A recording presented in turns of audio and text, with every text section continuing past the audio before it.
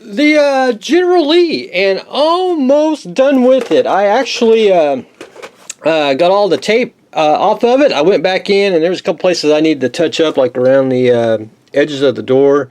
I got most of it. There's going to be like really minute all the way to the edge. I really can't get, but anyway, it is almost ready for some future. But I went ahead and painted the Dodge, the Viper on the back bumper.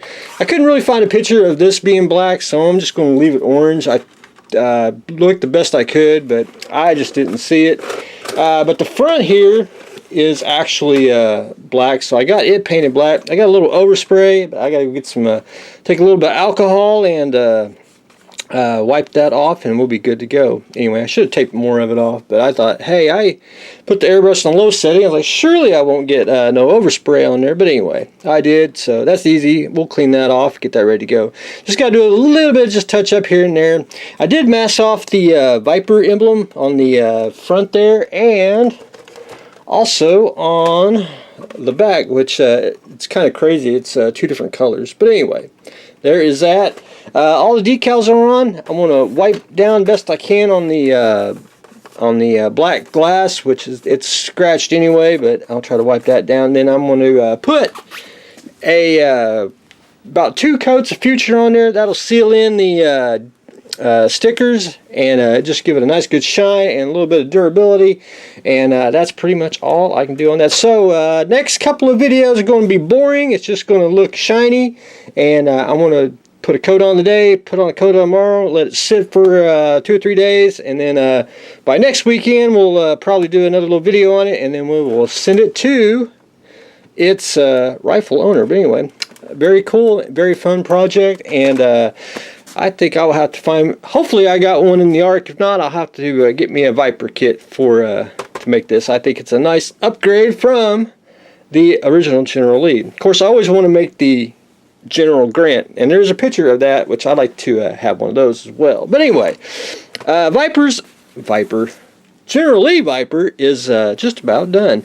The Krokodil. So what I've done is, and I forgot last time, forgot to put on the rear fenders, which was no big deal. I super glued them on, shot everything with primer, fixed the gun where it's at the correct elevation, and then I went in and because I was doing some black on another project, I went ahead and pre-shaded everything. You don't have to actually pre-shade any vehicle. I do on certain things. I like it. It gives it a different effect, kind of like the weathering here on the half track. You know, it's pre-shaded, but if you don't want to pre-shade or post-shade, you can take, and I did it for a while, instead of primer, just get you a flat black and use that as a primer, and that'll make your colors pop even more. I just do it for, I like the grays and the blacks, just, I'm kind of a flexible, you know, I like different effects on different things. I just, the way I do things around here. But anyway, got it pre-shaded, and you can tell I just go to town. I don't really spend a whole lot of time on any pre-shading. I don't think you necessarily have to. I still got to do a little bit more of the track. And again, I don't, one thing I don't do is I don't fix the bottom of tanks like that. I mean, it's going to be on the ground. You're not going to see it. You know, it's just, it's one of those, it's just not worth to sand the bottom, you know, when the top is what's more important. But anyway, we're going to paint that the Daimler-Benz camo, which is basically a 3-tone camo. It's tiger yellow, brown, green, and then dots. It's going to have little dots, yellow dots, and green dots, and so we'll do that. And I want to probably have to, where is it? I usually keep it in here, unless I got smart and put it up. Nope. Nope. I got a bigger. Going to use micro brushes for the dots, and I got a big bin of it somewhere that I've been using. I got it off of I hate to say it, a dead modeler, but everyone was wanting his kits, and I pretty much bought all his paint brushes and tools, so that's one thing I always remember about that. But anyway, that's another story. We're going to do dots on the, and don't have a junk drawer, I'll tell you that. That's, I I'm about tempted to pull this out and not have a junk drawer anymore, just no drawers, but who knows? We'll just see. But anyway, Crocodile is going to get painted next. Tiger. I went in and I sprayed everything with a gloss varnish. You can use Future, if you like your Chester's gloss or whatever. I'm getting more and more. I'm getting to like the Vallejo ones. I only have one complaint, and I'll tell you all that in just a moment. This is basically water based, so you can thin it more with water, which is why I like it extremely well. The only drawback that I don't like is every time I shoot it through the airbrush, I can get really good coverage on it, and if I better do like a bunch of models all at once, because it'll start to making the airbrush slow down, and it needs a good cleaning. That's about the only drawback I have with it. The only thing I've never really figured out why it does that. But anyway, got the gloss varnish on there. If you can see, it's probably a little bit shiny. And then I took Mr. Decal, decal for you people in the other side of the hemisphere. But anyway, I got the decals on, very little solution. They actually just slid right off. I mean, dip it in water, slid right off, put them on. And I got the SO4 on, the little unit marking, SO4 on the back of the turret. And it's supposed to get a balking cross. It's supposed to be one here. I'm not going to put the one over the tow cables. I will have to put one there, but I have to go. I gotta go dig through the. Surely I got a balking cross somewhere in the decal pile. But anyway, we'll find one and stick it on there, and then I will be ready to.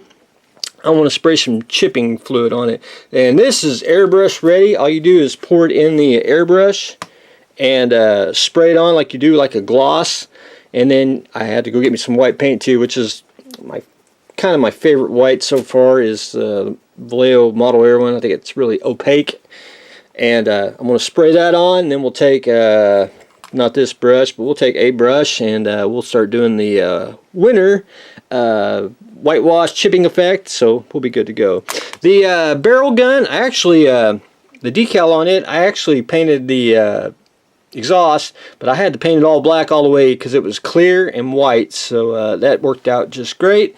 Just had to paint it right there, get the old light there to cake on the paint, and then put the decal on. I'm going to scratch it up just a little bit, just give it a little worn, and I'm going to do a little more airbrushing where the blast, make it just a little bit darker, and then we'll go to town on weathering it. So anyway, that's where I stand on the SO4. So hopefully, got to get a balking cross, so I got to go do that after I get off here and put that on, and then hopefully next time you'll see it, it'll be in white paint. So we'll do that very, very shortly. I did pick up, I finally got it out of layaway, I did pick up the liquid chrome. This one, they didn't have the 2mm. They got the 4mm, which is more basically, giant paint pen. But anyway, I looking forward to trying the chrome on certain things, so hopefully that will be an excellent aid in the weapon arsenal here at BHP HQ. But anyway, that's what I got, so we'll try that later on, and because I haven't even tried the Vallejo plastic putty yet. Still want to do that. But anyway, that's what I've got going on today. Getting ready, we're doing decals, and we're getting ready to put some chipping fluid and make that white camo, whitewash if you will. Getting ready to paint the crocodile, which the base coat's going to be this. We're going to do some surface primer on that, and then do the camouflage dot pattern, and we're getting ready to put the future on the General Lee. But first, I got to take Mr. Airbrush apart because I sprayed Vallejo gloss, which I don't figure out why it makes it slow, and we're going to have to do some deep cleaning on the ultrasonic cleaner. So that's what I got going on today, so stay tuned for the next exciting episode.